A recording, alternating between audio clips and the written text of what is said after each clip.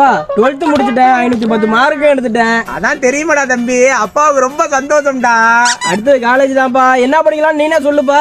என்ன கேட்டீங்கன்னா நீ காலேஜே படிக்காதன்னு சொல்லுவேன்.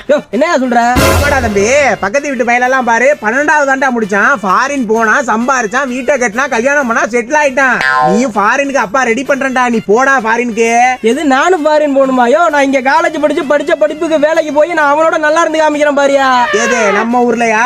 படிச்ச படிப்புக்கு இங்க பாரு, இங்க டிகிரி வாங்கின பாதி பேர் ஃபாரினுக்கு தான்டா வேலைக்கு ஓடிக்கிட்டு இருக்கான். ஒழுங்கா முன்னாடியே போனீங்கன்னா சம்பளம் கூட வாங்கலாம். அப்பா சொல்றத கேளுடா.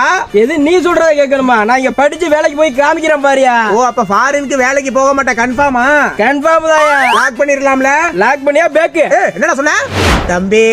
எப்படிடா இருக்க? சிங்கப்பூர்ல எப்படி இருக்கு? இனிப்பா இருக்கு. வந்து 2 வாய் திங்கிறியா? எனக்கு வேணாம், நீ ஏத்துனுடா. ஆனா நீ வர்றப்ப அப்பாவுக்கு ஒரு ஃபுல்லு வாங்கிட்டு வாடா. என்னை போட்டுட்டு புளின்னு புளியறாங்க. உனக்கு ஃபுல்லு கேக்குதா? இதுக்குதான் அப்பயே ஃபாரின் போடான்னு சொன்னேன். நீ கேட்டியா? நீயே இந்நேரம் சூப்பர்வைசர் ஆயிருக்கலாமா? நான் ஃபாரின் வந்துட்டேன்னு குத்தி காமிக்கிறிய. ஒழுங்கா போனை வச்சிரு. சரிடா, அப்பாவுக்கு இந்த கோடாலி தைலம் ஒரு 20-30 வாங்கிட்டு வா. என்னது கோடாலி தைலமா? எவ்வளவு கோடாலி தைலம் தான் உனக்கு கொடுத்து விடுறது? அங்க எதுவும் வித்துக்கிட்டு இருக்கிய நீ? மறக்காம வர்றப்ப ஃபுல்லு வாங்கிட்டு வாடா. என்ன போன் பேசிட்டு இருக்கீங்க? சார் அதெல்லாம் ஒண்ணு இல்ல சார். போன வையா ஒப்புறான ஃபாரினே வரக்கூடாதுன்னு இருந்தேன், வர வச்சுட்டாங்க.